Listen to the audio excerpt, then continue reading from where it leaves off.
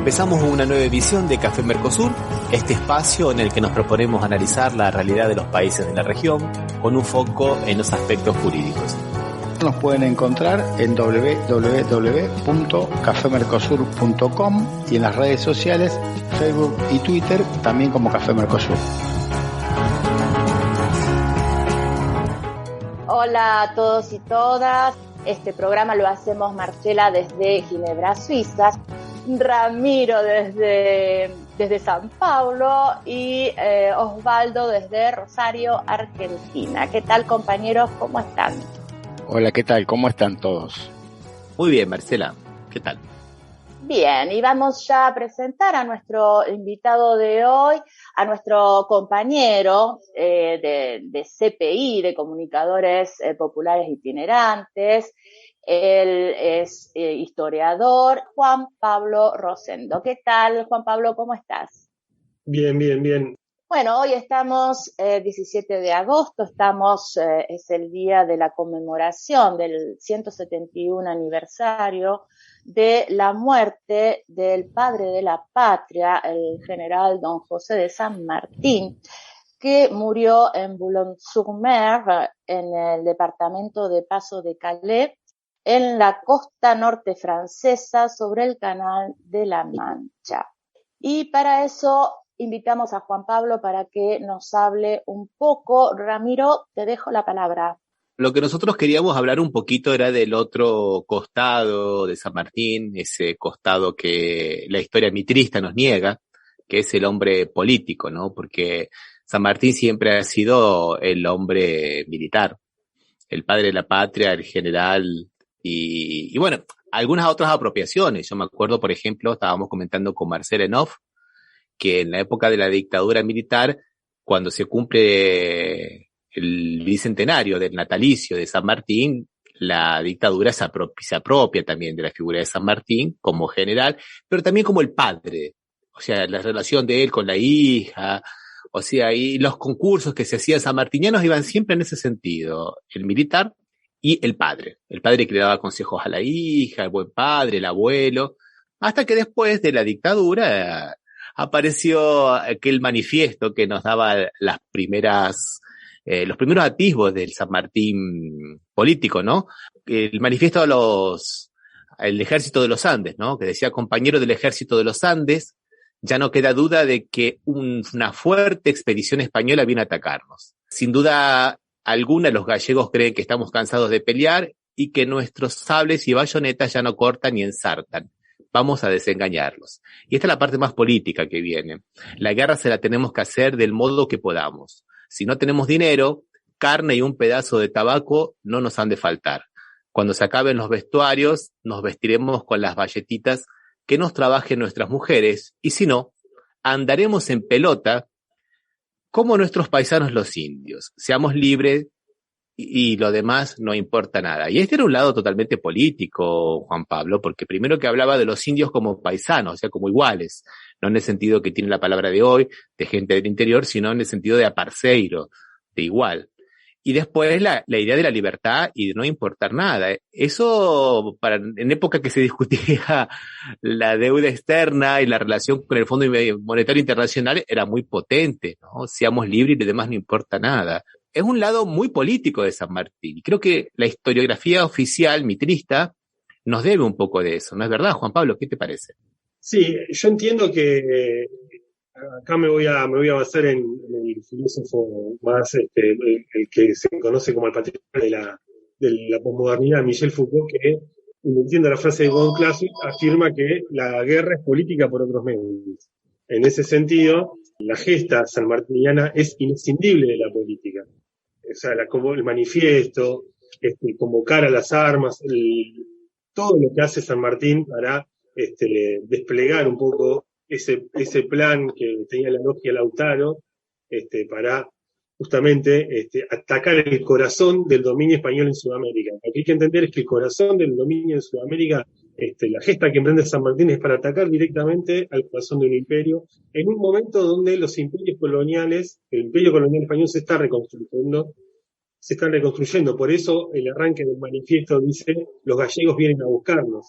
porque hasta ese momento la guerra napoleónica, la debilidad de España, el Imperio Español estaba comprometido, pero para el momento de la gesta de la independencia, de la gesta de los Andes, que también va en paralelo a la declaración de la independencia argentina, Argentina es básicamente una isla republicana independiente en el medio de la restauración española, es decir, estaba comprometida la situación de Bolivia, la situación de las demás independencias estaba toda comprometida, la de Chile, la de la Gran Colombia y demás, estaban todas comprometidas, y la única plataforma en pie para la independencia era Buenos Aires, y eso de los gallegos vienen a buscarnos tiene que ver con eso. Aparte, era como, esa gesta se emprendía en un momento, era como si China, o sea, en un momento se constituye la Santa Alianza. Es decir, las monarquías restauradas en Europa se juntan y empiezan a sostener, y empiezan a atacar los emprendimientos republicanos que hay en Europa, ¿no? Entonces, la gesta es como si se juntaran China, hoy los Estados Unidos, Rusia, todos los países del mundo y dijeran, bueno, a partir de mañana no hay más independencias, y vos justo levantás la mano y decís, no, oiga, quiero ser independiente. Bueno, es la gesta que se militarizó gracias a las políticas justamente militarista, escindiéndolo de lo político, esto de anticolonial que tuvo esa gesta, por eso tiene todo un trabajo que hay que rescatarlo de ese lugar. Esa gesta no se puede escindir de lo político, y su vida, y en ese sentido la vida de San Martín no se puede escindir de lo político. Él podría haber sido un héroe antinapoleónico, consagrado, porque participó en el staff del staff de comando que derrota al ejército napoleónico en la batalla de Bailén. O sea, él podría haber sido un militar europeo consagrado, pero él decide ser americano, ¿no? Como que es ese principio de identidad que existía en el momento. Cuando uno analiza las identidades del momento, las identidades iban de lo americano, que era lo general, a lo particular, que era la ciudad o el lugar de origen, digamos. Esa identidad americana afloraba siempre en San Martín. Qué interesante eso que estás comentando, Juan Pablo, porque hay que contextualizar todo, me parece que está muy bien. Y ahora que está tan de moda este tema de Afganistán, ¿no? Tenemos que entender que lo que pasó un poco en España y la desilusión, no de la desilusión, sino digamos las contradicciones propias de la historia, ¿no? De los burgueses españoles que de alguna manera simpatizaban mucho, ¿no? Con las ideas de Napoleón, y de pronto se encuentran con un ejército de ocupación francés en su propio territorio, y esa gente se transforma en nacionalistas y forman las Cortes de Cádiz, ¿no? Y la Corte de Sevilla. Y en ese momento participa en la batalla de Bailén, como bien dijiste vos, San Martín, ¿no? Ahí cerca de la ciudad de Jaén, que era uno de los focos de resistencia. Hasta hoy se ve la cárcel de Jaén, los revolucionarios, los guerrilleros españoles que luchaban contra los franceses, estaba la cárcel justamente en un castillo de Jaén. Y bueno, y después vuelve la restauración monárquica con todo, ¿no? Con toda la fuerza. Y ya no se podía esperar más de España. Ni de la monarquía, ni de los burgueses, porque América había mandado diputados a esas cortes, ¿no es verdad, Juan Pablo? Exacto. España es un país muy particular. Tiene todo un movimiento comunero que es derrotado. Por eso también es tan fuerte la aristocracia española frente a otras aristocracias europeas más débiles, quizás, y da un estado totalmente patrimonializado, ¿no? Lo que logra el ejército napoleónico en Europa también es encender ciertos nacionalismos republicanos, encenderlos de esa manera, porque el ejército francés llevaba consigo las ideas de la Revolución Francesa. El emperador, que es el título que utilizaba Napoleón, no era un emperador aristocrático que patrimonializaba, digamos, como las aristocracias europeas, en su nombre la nacionalidad, sino que era un ejército republicano en mayor medida, y llevaba tras de sí esas ideas.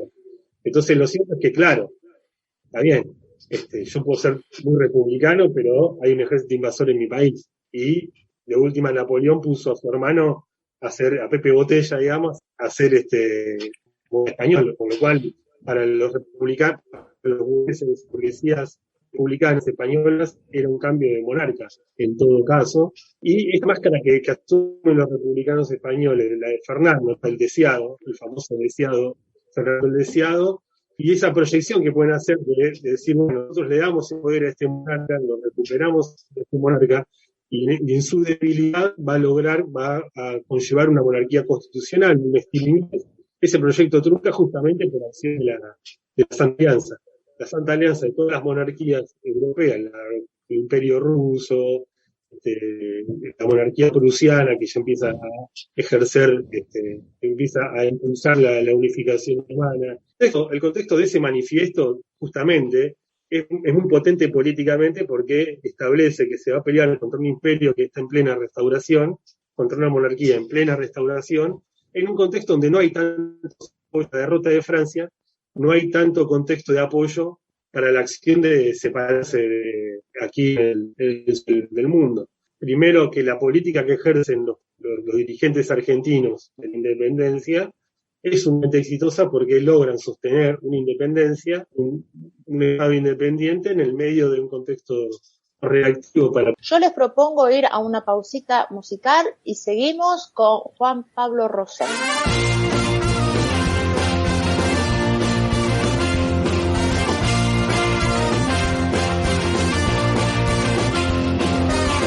Yo pensaba que era joda, no imagino la verdad.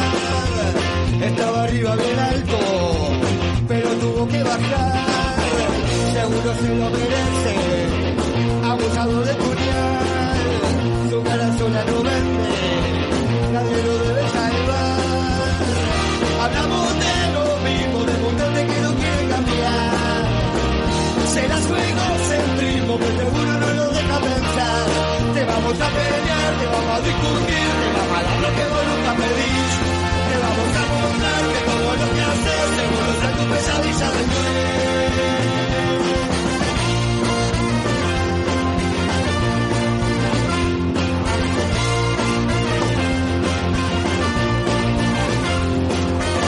Bueno, bonito y barato, la bota te hago tragar, pelado bien confundido, ahora que vas a inventar, practicando intolerancia, sembrando miedo al pasar, se va a pudrir la manzana, vas a tener que pagar.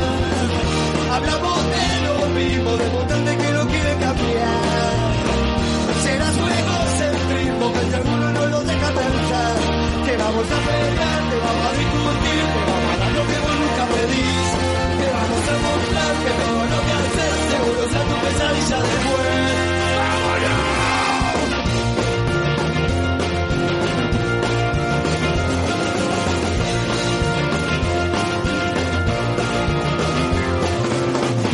Hablamos de lo mismo, de montar de que no quieren cambiar. Será su egocentrismo que seguro no lo deja pensar. Te vamos a pelear, te vamos a discutir, te vamos a dar lo que vos nunca pedís. Te vamos a mostrar que todo lo que haces seguro que no pesadilla después.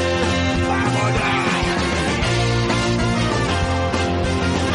Bueno, Juan Pablo, siguiendo con... De ese lado político de San Martín, el hecho de que él se viene acá a América, ¿no? Que no era Argentina, que se viene a América cuando él tenía toda una carrera militar de éxito, todo un futuro en España, y él viene, bueno, a todos lados. Eso me parece que ya también es una cuestión política muy, pero muy interesante.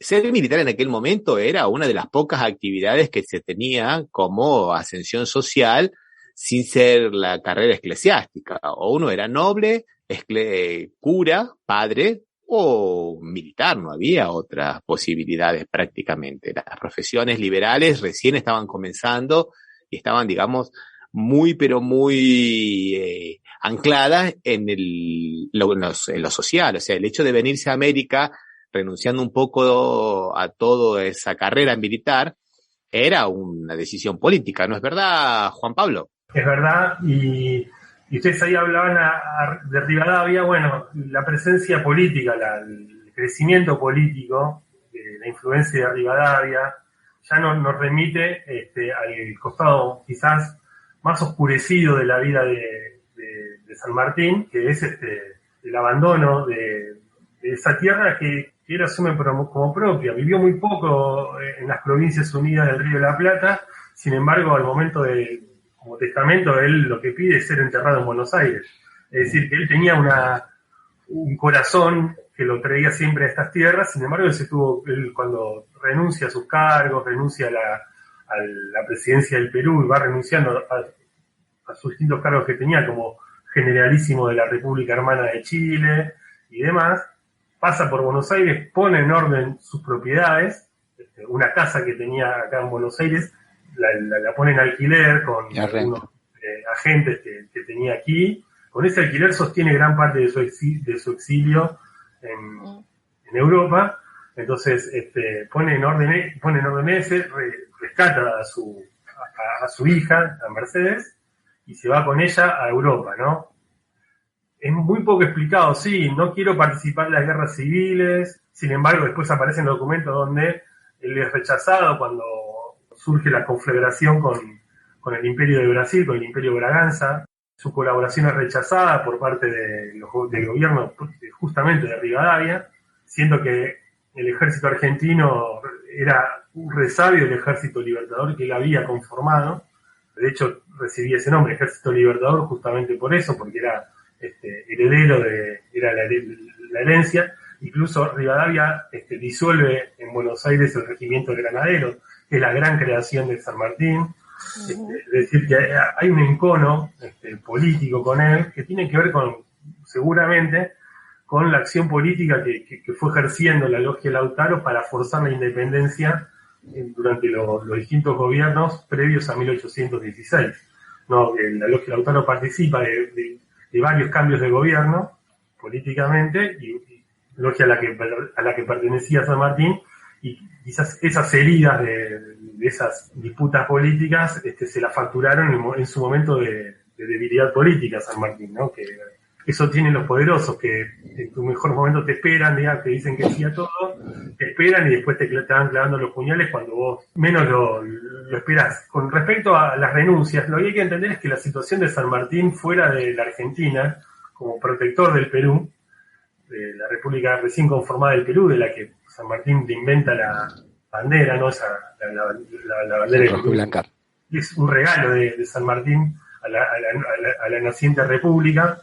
Nada, o sea, si uno va a Perú, hay billetes de Perú no hay billetes en Argentina ahora de San Martín, y hay billetes en Perú, ¿no? En Perú el homenaje a San Martín es más presente que acá, inclusive, está más presente que entre nosotros. Toda la gesta en Perú resalta mucho más la concepción estratégica de cómo plantea las guerras San Martín. San Martín llega al corazón del imperio con 4.000 soldados, no es mucho, no es demasiado.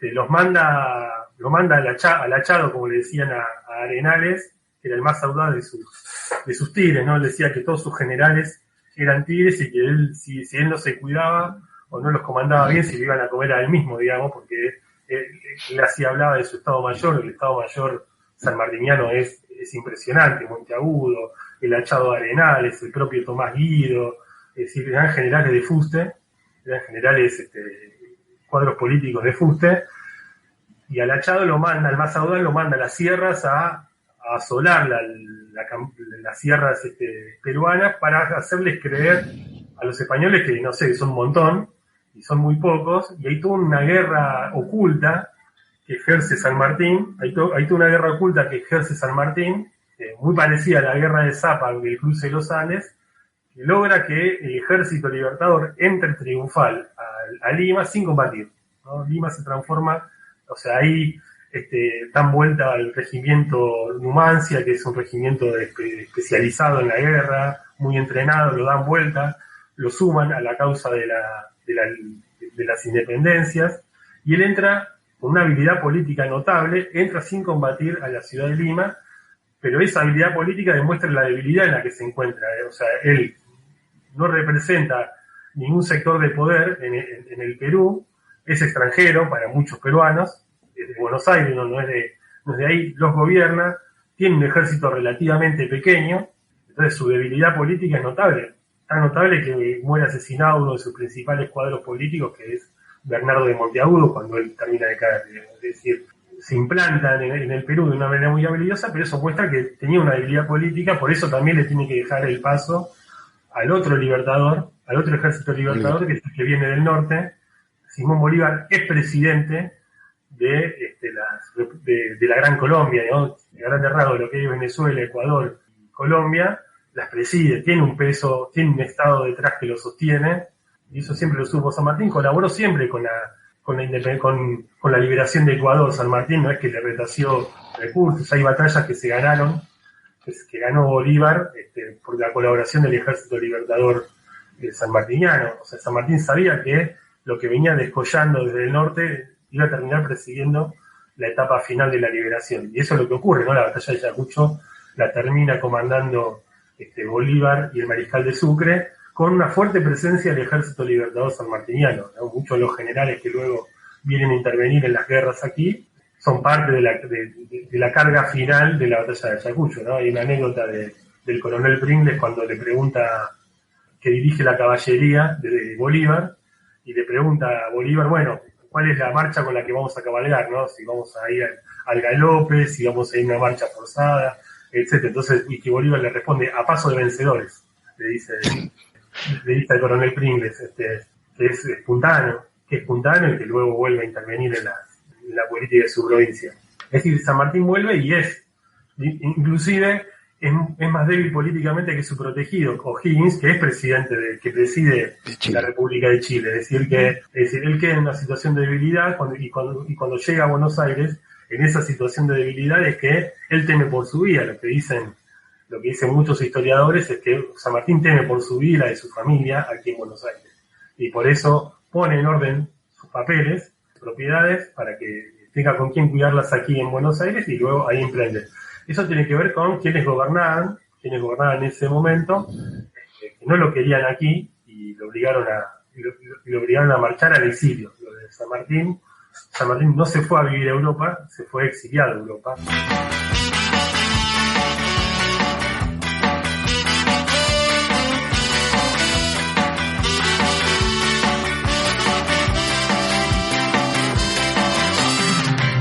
Te quería hacer una pregunta, porque vos hablabas que tenía un pequeño ejército. San Martín es un pequeño ejército, entendiendo el nivel de cuestión que tuvo que enfrentar, ¿no? Enfrentarse al ejército español, que venía de combatir a Napoleón, o sea, un ejército totalmente distinto, con armas, con todo. ¿Cómo consiguió él la financiación? Porque esa otra cara política que Mitre oculta, ¿cómo consigue la financiación para poder hacer un ejército, cruzar los Andes, que está considerado la mayor movimiento de tropas que hubo en la historia, porque lo de Napoleón fue cruzar los Alpes, que era mucho menos? Logró hacer eso. ¿Cómo consigue la financiación? Hay que entender la mirada sanmartiniana, estratégica, o sea, táctico-estratégica de la guerra de San Martín. Hay que entenderla siempre como las etapas. Él se pone a gobernar Mendoza, de hecho después habla siempre con mucho cariño de Mendoza en su exilio, con añoranza, digamos. Él gobierna Mendoza, parte de los pertrechos los fabrica en la propia Mendoza, en el Plumerillo, órdenes de Fraulí Beltrán, que desarrolla una forja. Otra parte, ¿no? Digo, para entender un poco cómo se hizo este país y sobre todo para entender siempre a quién hay que pedirle que paguen impuestos en general en los países. Hay préstamos que se llamaban así, forzosos, ¿no? O sea, se le pedía a los oligarcas préstamos forzosos y se llaman así. O sea, ahora no nos podríamos llamar nunca así porque nos caería el mundo libertario, decir por qué nos tienen que forzar a algo. Pero lo llaman así, sí, vamos a hacer un préstamo forzoso porque nos vas a prestar la plata, te la vamos a devolver, pero estás obligado a prestarnos la plata. Eso hizo San Martín con, sobre todo, los sectores más pudientes de la propia provincia de Mendoza. Parte de la plata también llega de Buenos Aires, porque hay que entender que hay momentos en los que hay comunidad de intereses. Es decir, si Buenos Aires quiere presidir un Estado independiente, la oligarquía porteña quiere presidir un Estado independiente, tiene que consolidar un Estado independiente y para eso necesitaba derrotar a los españoles. Entonces, Buenos Aires, esa etapa la va a colaborar bastante Buenos Aires, la etapa inclusive hasta Lima, va a colaborar bastante el Estado de Buenos Aires, y luego su ejército que se nutre de los, entre comillas, vamos a poner los voluntarios que recluta entre los sectores vinculados a la independencia de Mendoza, y muchos esclavos que porque, por ejemplo, familias que pedían, por ejemplo, que no vaya su hijo a la guerra, no solamente los préstamos eran forzosos, sino también el reclutamiento, o sea, como la leva forzoso.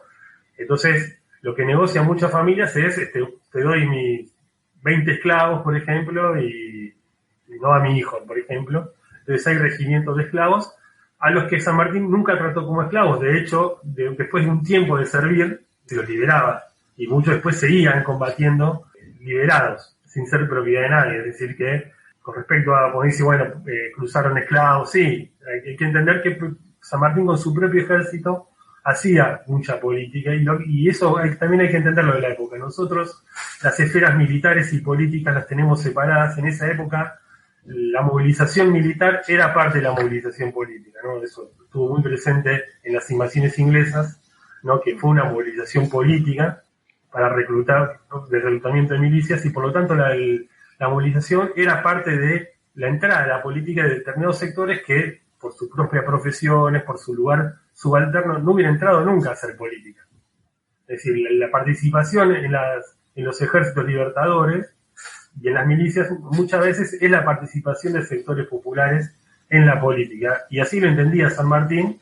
Por lo tanto, no es que decía, bueno, esclavo y los mando al muere solamente, sino que son esclavos, van a tener el peso de la campaña en sus espaldas, por lo tanto ustedes van a luchar por su propia libertad, no solamente por la libertad nuestra. ¿No? Había un juego de toma y daca, que está bien, porque entendía que eran actores. Para San Martín los esclavos eran actores, así como los pueblos originarios fueron actores muy importantes en el cruce, que también eso es muy importante, porque conocían la cordillera de los Andes al dedillo, entonces colaboran, pero no colaboran diciendo, bueno, hombre blanco, yo te doy todo, sino que colaboran en términos donde San Martín les reconocía que eran los dueños de la tierra. Y eso formaba parte no de lo tengo que hacer porque están acá y los necesito. La logia se llama Logia Lautaro, ¿no? Que es el héroe de la resistencia a los españoles en Araucanía, ¿no? Claro, luchaban con conciencia, eso era muy importante. Vamos a ir a una pausita musical. Justo a mi lado viniste a dar, adoro este lugar. Si tu perfume habló por vos, no te pensás sentar. Con tus tequilas cuando bailabas, iluminaste el bar. Yo me moría juntando ganas de poder avanzar. Si me hubieras visto cuando yo te vi, si me hubieras dado lo que te pedí, si me hubieras dicho lo que quise oír, no andaría solo hablando por ahí. Si me hubieras mirado a los ojos, hubiera vuelto como Michael Fox. Tuve 1000 sueños y 1000 condenas, pero sigo bailando. No me da pena que no me hayas mirado a los ojos y no haber vuelto al futuro por vos.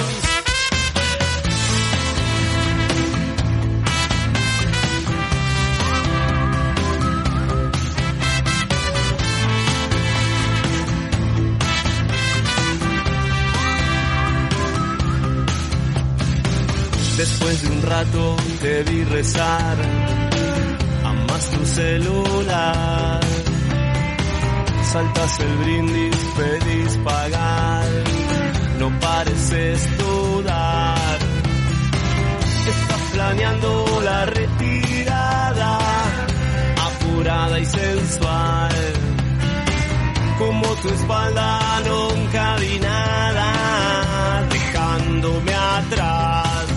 Si me hubieras visto cuando yo te vi, si me hubieras dado lo que te pedí, si me hubieras dicho lo que quise oír, no andaría solo hablando por ahí. Si me hubieras mirado a los ojos, hubiera vuelto como Michael Fox.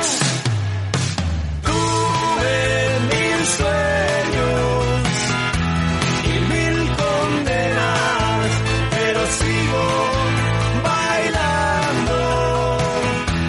No me da pena que no me hayas mirado a los ojos y no haber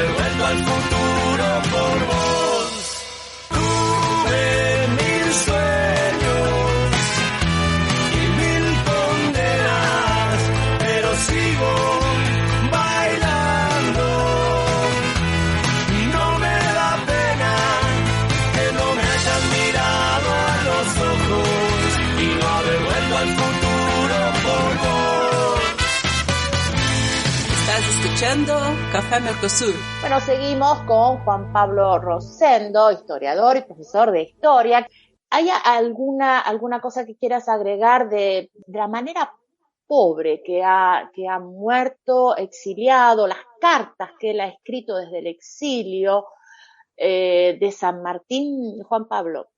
Se lo ha presentado siempre como una persona como una especie de viejo joven que, listo, abandonó la incidencia política para siempre. Bueno, San Martín en su exilio ha tratado de influenciar en los acontecimientos de estas tierras de la manera que podía, siendo para algunos acontecimientos como fueron las invasiones a nuestros ríos durante el gobierno de Rosas, colaborando en la política de prensa que desarrollaba el gobierno rosista tanto en Brasil como en la prensa de las potencias invasoras, ¿no? Es decir, además de la resistencia, el gobierno de Rosas financiaba publicaciones en países como en los países en Inglaterra y en Francia para influenciar la opinión pública en contra de esas invasiones, y ahí San Martín obviamente que colaboraba con esas publicaciones, pero también tenía entrevistas variadas, sobre todo con personajes que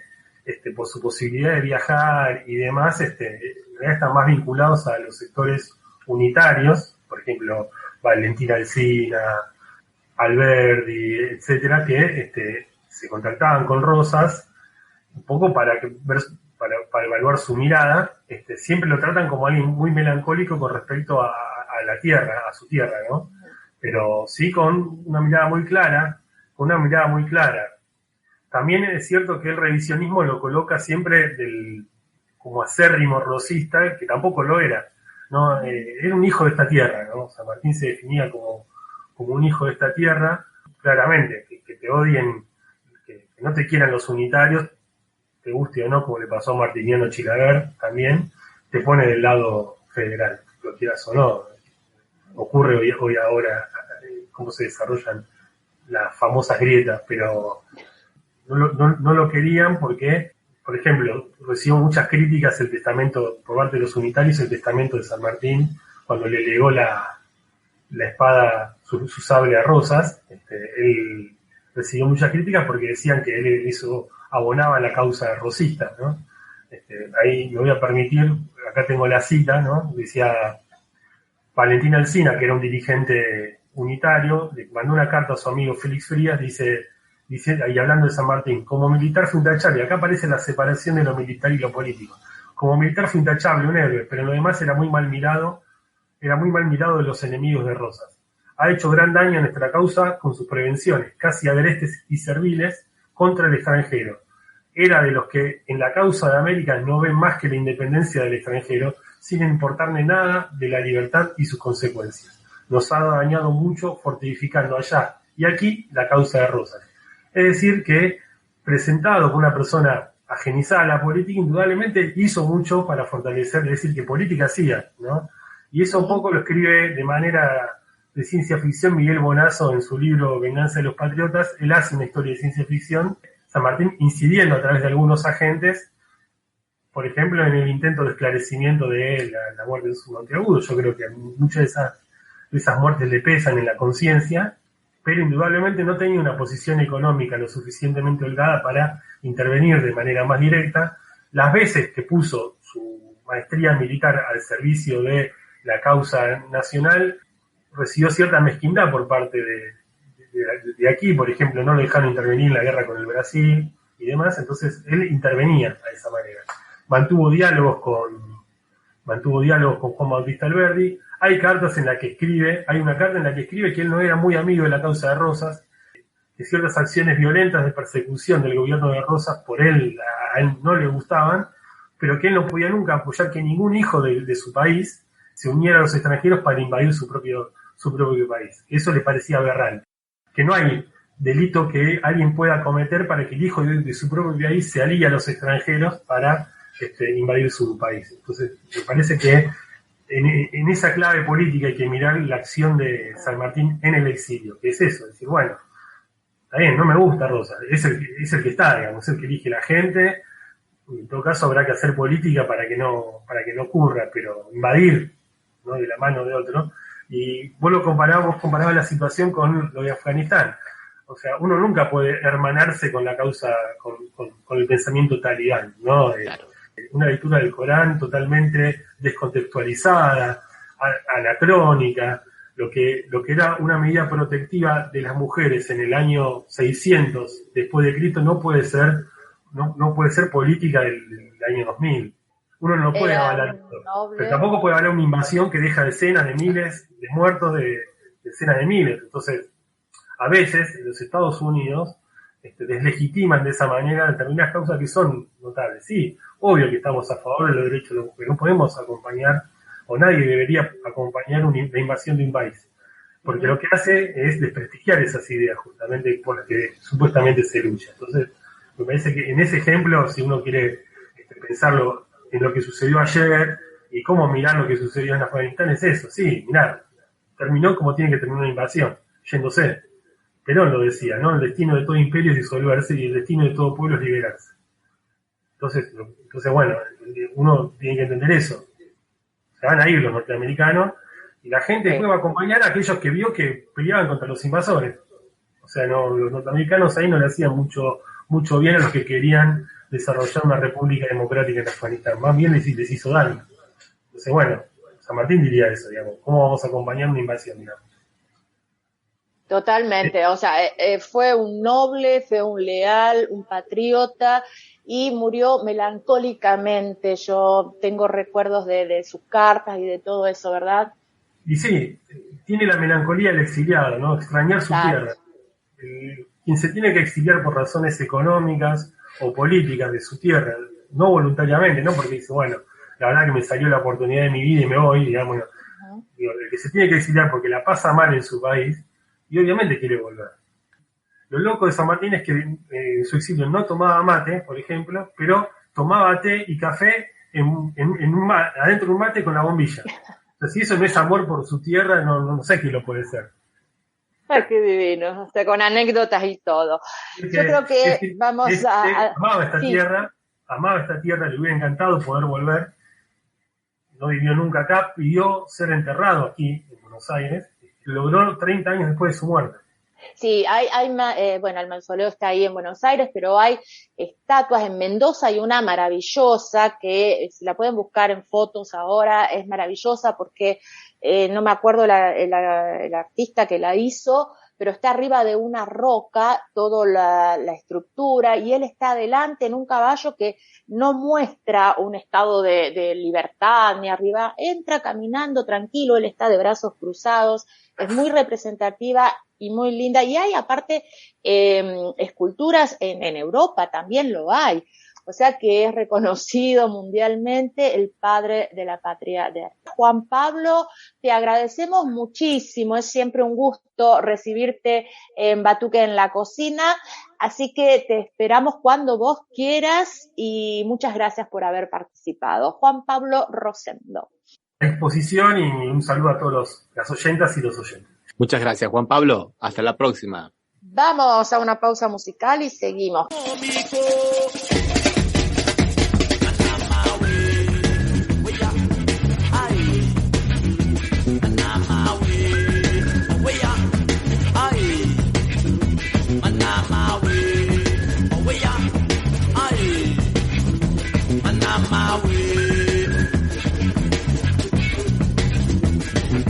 Atrás do arranha-céu tem o céu, e depois tem outro céu sem estrela.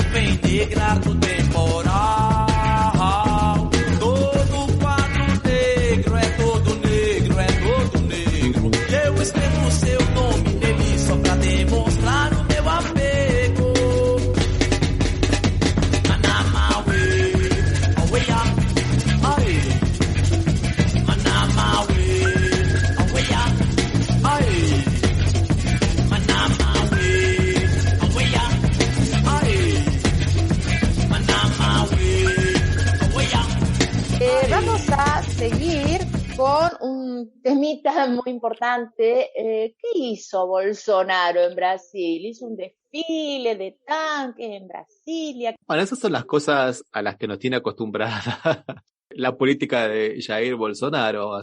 Cosas raras, ¿no? Pero bueno, qué sé yo. En el estado mediterráneo de Goiás, hace 30 años que la Marina de Brasil hace operaciones rutinarias de entrenamiento militar. Y una semana antes, justamente cuando se votaba el voto impreso, que Bolsonaro dice que es la condición sine qua non para que haya elecciones el año que viene, porque si no hay voto impreso y auditable no va a haber elecciones. O sea, en ese término así, peremptorio, intimidatorio, como diciendo, es como yo digo, no se hace nada. Resulta que le llevan con los tanques en una demostración militar la invitación a Bolsonaro, justamente en la avenida donde está, digamos, la Casa de Gobierno y de donde está también el Congreso, ¿no? Desfilando en Brasilia, digamos, donde está esa avenida, de una forma muy, muy intimidatoria. Claro que el Congreso no se intimidó, todo lo contrario, votó en contra del voto impreso. Pero Bolsonaro sigue, como decimos diuturnamente, una vez a la mañana, otra vez a la tarde, diciendo con que va a haber un golpe militar. En realidad el golpe es decir que hay golpe. En realidad mantener ya la democracia en vilo es todo un éxito para Bolsonaro, porque estar hablando de eso, no estar hablando de los muertes de la pandemia, no estar hablando de la crisis de la industria, no estar hablando de las fábricas que cierran, no estar hablando de la crisis social que hay, no estar hablando de la crisis educacional, ese ya es un golpe. Entonces estamos todos los días hablando del golpe, que fulano dijo esto, que perengano dijo esto, que sultano dijo esto, y mientras tanto mantenemos la agenda que él mismo impone. Y bueno, lo que se vio el martes fue medio patético, no hubo fuerza para hacer una manifestación, digamos, que meta miedo. Eso por ahí me parece que son mucho. Los memes fueron muy, pero muy buenos. Acá hay unos camiones que lanzan humo para matar los mosquitos contra el dengue. Y dijo, bueno, el ejército combatiendo los mosquitos de la dengue, ¿no? Claro, hizo una campaña de desinfección. Sí, porque uno de los tanques soltaba mucho humo cuando paseaba. Pero bueno, es el Bolsonaro nuestro de todos los días. Y es interesante porque hasta qué punto nosotros hemos llegado, digamos, con estas nuevas prédicas y con estos nuevos, ¿cómo podemos decir? Que se va corriendo lo permitido. Hace 10 años atrás nadie hablaba de golpe. Cuando se le hizo el golpe parlamentario a Dilma Rousseff, bueno, la derecha discutió a muerte que eso no fue golpe, porque no hubo militares, porque no hubo tanques, y bueno, hubo un golpe parlamentario, un golpe palaciego, un golpe institucional, le dicen algunos, pero fue un golpe porque se derrocó a una presidenta cuando no hubo ningún motivo para derrocarla. Pero se resistía a llamar golpe. Hoy hablamos de golpe en Brasil con una naturalidad increíble. Y eso me parece que tiene que ver con los nuevos tiempos, con el avance de ciertos grupos que nos van naturalizando hablas, discursos que hace 15 años atrás pensábamos que eran totalmente cosas del pasado. Desde el 88... por ejemplo, no se hablaba de golpe de Estado en Brasil y hoy se habla naturalmente. Y eso tiene que ver un poco por eso quería asociarlo un poco con esto que está conmoviendo un poco la humanidad y que claro que Juan Pablo hizo referencia, ¿no? Que es lo que está ocurriendo en Afganistán. Entonces ahí quería ver un poco el Afganistán nuestro de cada día, porque ahora estamos todos preocupados por la situación de las mujeres en Afganistán y es para estar preocupados. Pero también preocupémonos por nuestro pequeño Afganistán todos los días. Hay un video en el YouTube, se puede encontrar fácilmente, donde el obispo de la Iglesia Universal del Reino de Dios, Hermes Macedo, con su hija presente y con su cuñado, le habla a toda la gente, ellos estaban en el escenario ahí, diciendo que él no le permitió a la hija hacer unas carreras universitarias, estudiar en la universidad, y que la mujer no tiene que estudiar en la universidad, porque si la mujer estudia, sabe más que el hombre, y el hombre tiene que ser el cabeza de la familia. Entonces no se puede permitir, de acuerdo a la Biblia, que la mujer tenga más conocimientos que el hombre, porque rompe ese orden natural en el cual el hombre tiene que ser el cabeza de la familia. Estamos hablando de un discurso de hace 10 años atrás, y que más o menos está naturalizado en gran sector de la sociedad brasileña. principalmente los que confiesan ese tipo de cultos o los que no sabemos colocar en su debido lugar ese tipo de discursos. Porque ¿qué diferencia hay entre un gobierno que te diga las mujeres no van a ir a la universidad y otro poderoso player político, como por ejemplo el obispo de una de las principales iglesias de Brasil y de las principales emisoras de televisión de Brasil en Rede Nacional, que te diga que las mujeres no tienen que estudiar en la universidad? El mensaje es el mismo, es bien machista, machirulo, la mujer se queda en casa y el hombre es el que maneja el mundo, obviamente, que es desfasado de época, porque eso pasaba hace muchos años atrás, ahora la mujer es presidenta. O sea, obviamente estoy totalmente de acuerdo con vos en esto. Yo lo que veo que, para llevarlo a lo de Afganistán, hace mucho tiempo que están con estas cosas, ¿no? Metiendo la nariz ahí siempre. Y lo que más preocupan ahora, por ejemplo, en Suiza, lo que más le preocupa la toma de los talibanes es que van a tener que recibir, obviamente, a la gente que estaban ahí haciendo su diplomacia y sus familias, son alrededor de 230 familias, van a tener que recibir. Y con ellas vienen también refugiados. Y entonces, ¿en qué plano los van a poner? ¿Cuáles son las negociaciones que Suiza va a quedar con Afganistán y con los Estados Unidos si los recibe? En eso está enfocándose la Suiza, sin importar si el pueblo está sufriendo, si necesita que le manden medicamentos, agua o no sé qué, algunas cosas de esas. O sea, es muy egoísta todo esto, cada uno piensa en lo suyo. Qué interesante lo que estás diciendo, Marcela, qué bueno lo que estás diciendo, porque es un poco la hipocresía en todo esto. Nosotros estábamos hablando del talibán nuestro que tenemos aquí dentro, ¿no? De los terraplanistas, de los que tienen un pensamiento muy parecido al talibán, y de alguna manera los aceptamos naturalmente. Y vos estás hablando del otro lado de la hipocresía, que es la hipocresía que significaron los 20 años de ocupación. No les importó el pueblo. En Kabul las favelas crecieron muchísimo, la pobreza creció muchísimo, solo poca gente se enriqueció. Hay muchísimas personas refugiadas en Turquía, en Grecia y en algunos otros países de los Balcanes que no les dan asidero en Europa, que no les dan asilo político en Europa. Entonces a Europa ahora les molesta eso, lo mismo que les molesta a Estados Unidos. Les molesta, por ejemplo, que haya crecido muchísimo el opio en Afganistán, que el 90% de la producción de heroína hoy tenga origen en Afganistán, que solo poca gente se haya enriquecido con eso, que son justamente los generales americanos que permitían ese tráfico y las familias afganas que lo permitían. Que las mujeres no la pasaron mejor durante el gobierno de la ocupación, solamente en algunas, lo que les llaman zonas verdes, que estaban plagadas de ONGs que lucraban con eso, pero la prostitución creció muchísimo en Afganistán. Y sabemos que donde hay tropas americanas hay prostitución y violaciones. Hay muchísima prostitución, hay muchísimas violaciones. Biden dijo que no podemos luchar una guerra que el pueblo no quiere luchar. Claro que no quiere luchar. ¿Qué le hemos dado en 20 años? Gente, son 20 años. Son más de 2 billones de dólares que Estados Unidos gastó. Y eso no fue un plan Marshall, eso no se ve en hospitales, eso no se ve en infraestructura, eso se ve en gastos militares que se le pagaron a las empresas americanas y europeas para mantener la ocupación. Entonces, eso es el cinismo de la ocupación. Claro que lo que viene va a ser feo, pero lo que no estaba bueno. Son 20 años, en 20 años no consiguieron ofrecer a la población de Afganistán un motivo para enorgullecerse y luchar. Era un ejército de 300.000 afganos, digamos, leales al gobierno, que cuando vino el talibán entregaron las armas. ¿Por qué vamos a luchar? Hace 7 años que este presidente que se fugó ahora está. Y nunca pensó en nosotros, y nunca nadie pensó en nosotros, sino en el bolsillo propio.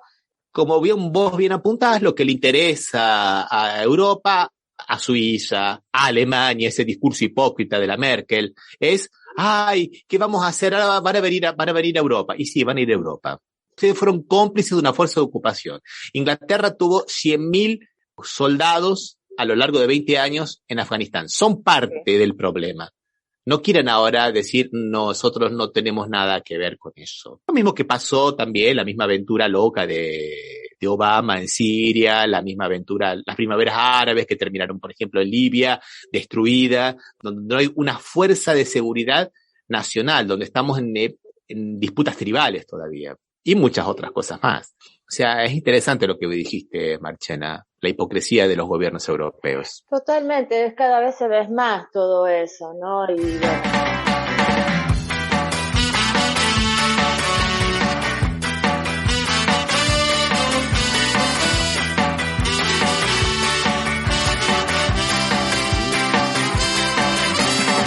Yo lo único que quería era hablar 2 minutos de la foto esa que todo el mundo en Argentina habla, del cumpleaños de Fabiola, que parece que no estaban en cuarentena, que sí, que estaban en fase 2, en fase 3, en no sé qué. Yo lo que rescato de todo esto es el discurso de Alberto Fernández de ayer. Yo debí disculparme por una cena que no debió haberse hecho. Y el único responsable soy yo. Me muevo como un hombre común, me siento un hombre común, y a veces no tuve en cuenta que soy el presidente y debo dar el ejemplo, y fue un error, y lo asumí. Y pedí disculpas, pero, lo que todos ustedes tienen que saber es que nunca me van a tener que escuchar pedir disculpas porque cerré el Ministerio de Salud, el Ministerio de Educación o el Ministerio de Trabajo. Quiero decirles que nunca me van a tener que escuchar pedir disculpas porque me arrodillé frente al Fondo Monetario Internacional y endeudé a la Argentina y a generaciones de argentinos como otros hicieron. Quiero decirles que en Olivos me encuentro con funcionarios, con gente que me necesita, con amigos y amigas, pero no me encuentro con empresarios a los que les doy ventajas y negocios del Estado.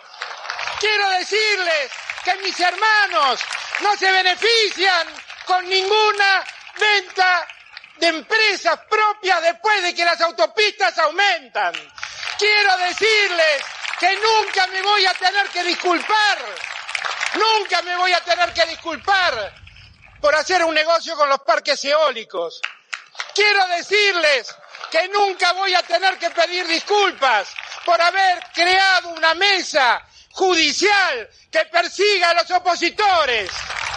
Quiero decirles que nunca voy a tener que pedir disculpas por haber hecho que los espías no ingresen más a los tribunales para presionar a los jueces. Quiero decirles que yo voy a renovar mi contrato con ustedes, porque quiero, el día que ya no sea presidente, mirarlos a los ojos y que ninguno de ustedes me diga: me abandonaste, me dejaste sin camas y sin respiradores, me dejaste sin vacunas. Miren, yo sé que todos hemos sufrido en la pandemia, todos. Muchos han sufrido mucho más porque estaban mucho peor. Voy a utilizar hasta el último día de mi mandato para que todos nos pongamos de pie, para que todos recuperemos el trabajo que teníamos, para que se reabran los kioscos, los almacenes, los restaurantes, los hoteles que se han cerrado. Voy a trabajar hasta el último día para que vivamos la vida que nos merecemos, la vida que queremos. Gracias a todos y todas y gracias por tanta solidaridad. Muchas gracias. Bueno, Marchela, pero yo creo que tiene mucho que ver, estábamos hablando de antes, porque tiene dos nexos que son, por un lado, la hipocresía y por el otro lado, que no todo lo que está mal, lo contrario de lo que está mal, está bien. O sea, la hipocresía porque la oposición, digamos, que se ha encargado de boicotear todas las normas de aislamiento social. Sí. Ahora son los aladides de los cuidados, de las vacunas. Ellos, ayer lo escuchaba al diputado en la marcha de las piedras que hicieron, al diputado Fernando Iglesias, diciendo que la vacuna moderna llegó gracias a la oposición que hizo Patricia Bullrich, porque este gobierno no compraba vacunas y que por culpa de Alberto murió mucha gente. Cuando esto ocurrió fue en julio, 4 días antes se hizo aquella famosa manifestación en contra de la cuarentena, de los flotas, que fue patético. O sea, por eso decimos, por un lado, la hipocresía. Y por otro, la reunión de Alberto Fernández fue una cagada, no tendría que haberse hecho. La disculpa que dio el viernes fue otra cagada. La disculpa que dio fue medio, ahí estamos en el límite con los machirulos, y por faltó que dijera, bueno, las mujeres son así, viste, mi esposa hizo la fiesta, yo no, ¿qué le voy a decir? No, la gente no es así. Por eso dijo, debía haber pedido disculpas, lo hizo muy bien el lunes, pero bueno, ya lamentablemente había pasado. Pero eso no significa que por eso nos vamos a hacer el harakiri. Reconozcamos, no se debe haber hecho, pero yo veo que así como la oposición sobreactúa el hecho, muchos de nuestros compañeros están sobreactuando las disculpas, haciéndose prácticamente un harakiri, viendo fantasmas. Esto es una interna de los grupos que son de Alberto porque están en contra de Cristina y porque no sé qué, y porque los traidores y porque no sé qué. Gente, vamos a las cosas importantes. Fue una cagada, pero menos. Dimensionemos las cosas. Estoy de acuerdo con vos. Primero que no fue una cosa de, como él decía, no endeudó a nadie, salió un poco de las normas de que él mismo puso. Pero por otro lado, la historia es que en ese mismo momento Macri viajó, no respetó la cuarentena, el otro Larreta también se iba, volvía, no hacía cuarentena adentro. Había muchas cosas, ellos estaban sin barbijo porque estaban comiendo, pero la historia es que nadie se sacó una fotito. Entonces, seamos más astutos, eso es lo que yo digo, pero bueno. Osvaldo, antes de irse, me dejó un mensaje que ha sido muy, muy recordado en estos tiempos, que era de Arturo Jaureche, ¿no? Sí. Y que dice, los gobiernos populares son débiles ante el escándalo, no tienen ni cuenta con la recíproca solidaridad encubridora de las oligarquías y con sus propios partidarios, quienes señalan sus defectos que después magnifica la prensa. El pequeño delito doméstico se agiganta para ocultar el delito nacional que las oligarquías preparan en la sombra, y el vendepatria se horroriza ante las sisas de las cocineras. Sisa es una palabra muy interesante. Sisa es, digamos, las personas que cocen saben, sisa es hacer un pequeño resto, y sisa de la cocinera era llevarse para la casa los restos. No los restos de la comida, sino, por ejemplo, tenía que gastar 1 kilo de harina para hacer algo y gastaba 950 gramos y si llevaba los 50 para la casa. Esa es la sisa, o sea, la pequeña cosa. Pero bueno, también tenemos que ser conscientes de eso, como bien recordó Juan Pablo antes, ¿no? La mujer del César, además de ser honesta, tiene que parecer honesta.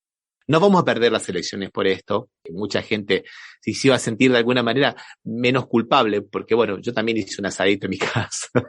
Entonces, hay una complicidad de pecadores, digamos, ¿no? Y mucha gente ayer lo decía, bueno, ahora Alberto es mucho más humano, lo quiero más. No está bien. Lo que estoy diciendo yo es una cuestión de análisis político, pragmático, frente a unas elecciones muy importantes que van a venir. No estoy de ninguna manera restándole importancia a lo que fue. Pero tampoco se lo exageremos. Exactamente. Bueno, le quieren hacer juicio político, no sé qué, le querían pedir la renuncia, pero después se dieron cuenta de que si él renuncia, la que va a presidir va a ser Cristina, entonces no les conviene tampoco. Bueno.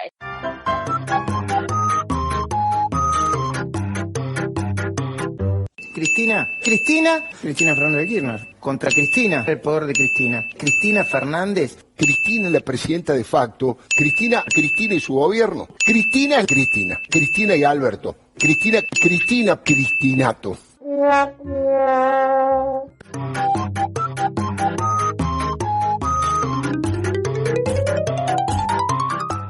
Es toda una chanchada increíble.